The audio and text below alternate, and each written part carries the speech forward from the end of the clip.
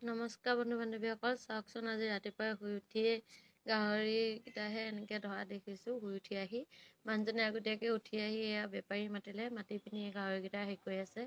3টা গাহৰি বিক্ৰী কৰা হ'ল। পইচা অলপমান দৰকাৰ হোৱাৰ কাৰণে গাহৰিকেইটা সৰুতে বিক্ৰী কৰা হ'ল। সৰুতে মানে 50 কেজি আৰু তাতকৈ ওপৰো হৈছে, কমো হৈছে। 3টা বিক্ৰী কৰা হ'ল, এটাতো ভিডিঅ' কৰিব নাপালোঁ। পইচা কেইটামান দৰকাৰ হোৱাৰ কাৰণে বিক্ৰী কৰিবলগীয়া হ'ল বিশেষকৈ। আৰু আমাৰ গাহৰি 3 মাহে হৈছিল দেই, মাত্ৰ 3 মাহতে ইমান ডাঙৰ হৈছে। আৰু আমি 6 মাহলৈকে ধুনীয়াকৈ 1 কুইণ্টেল 1.5 কুইণ্টেল হৈ যায় আমাৰ গাহৰি।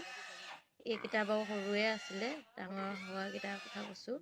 আৰু এইফালে চাওক ৰাতিপুৱাই কেনেকৈ আৰু চব কৰি মেলি আহি এয়া দোকান পালোঁহি। দোকানত মানুহজন আগতীয়াকৈ আহিলে, আহি এয়া বস্তুবোৰ নমাই মেলি ৰাখিলে। বস্তুবোৰ আহিছে, বাচন এইখিনি হ'ল, এতিয়া বাসুটোলৈ যাব এইখিনি। আৰু আপোনালোকে যদি আমাৰ দোকানৰ পৰা কিবা ল'ব বিচাৰে, আহিব বিচাৰে, তেতিয়াহ'লে আহিব পাৰে। আমাৰ দোকানখন গোগামুখৰ NSPC ৰোডৰ বৰুৱা ফাৰ্মাচী কিনাৰতে হয়, সোঁ চাইডে হয়, চাৰিআলি চাইডৰ পৰা। আৰু চাওকচোন এয়া ছোৱালীজনীও অকণমান আমনি কৰি আছে আৰু বাপেকেও দানা বাচনবোৰ পেক কৰি আছে, যিখিনি দিবলগীয়া হয়। আৰু আজিলৈ ভিডিঅ'টি ইমানেই। যদি ভাল লাগে লাইক কৰিব, কমেণ্ট কৰিব আৰু শ্বেয়াৰ কৰি দিব দেই। Bye bye.